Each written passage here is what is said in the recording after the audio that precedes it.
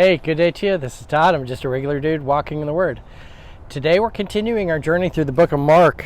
I'm sorry, not Mark, Jonah. Can you believe it? We're in Jonah now. We're in chapter 1 of Jonah, and we're going to be reading verses 11 and 12 today. Jonah 1, verses 11 through 12. And this is titled, Taking Responsibility for Your Actions. So let me read this. It's Jonah 1, verses 11 and 12.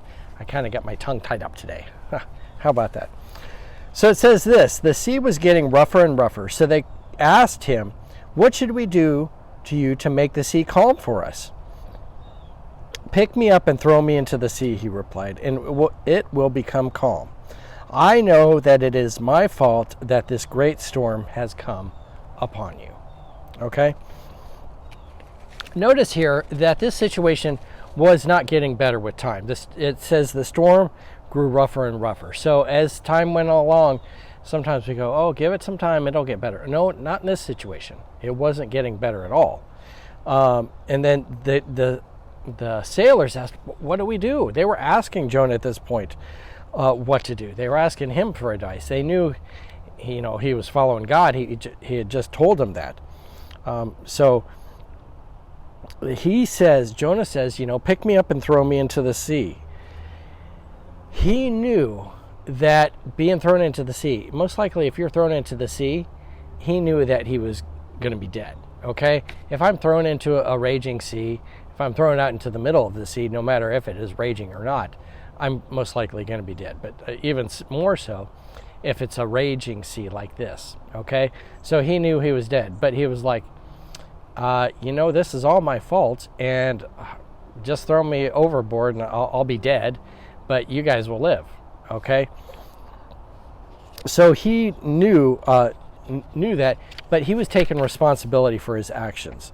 And that's the thing today I want us to look at, is taking responsibility for your actions. A lot of times, a lot of the different things you see, it's people constantly not taking responsibility for their actions, myself included, but I don't know, you'll go to court and the guy will be tried for some crime, and because of the things that we do with foster care, we seem to be at court a lot, and you see different people, they come there to court, and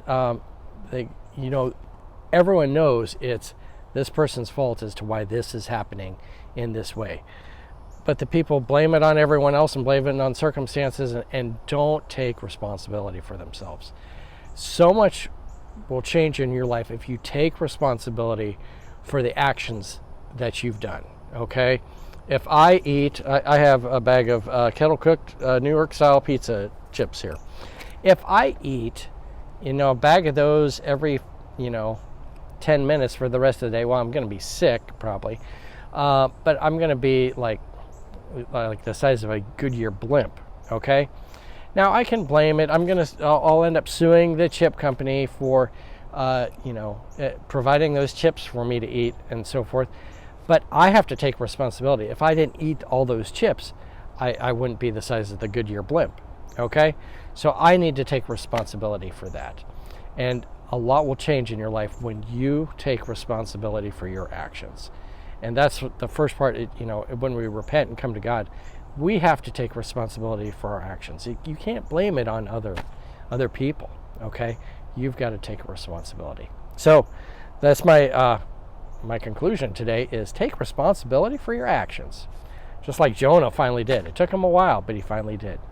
Thanks for watching. I'm just a regular dude walking in the Word, and I'll see you tomorrow as we continue our study through the book of Jonah. We'll see you then. Blessings.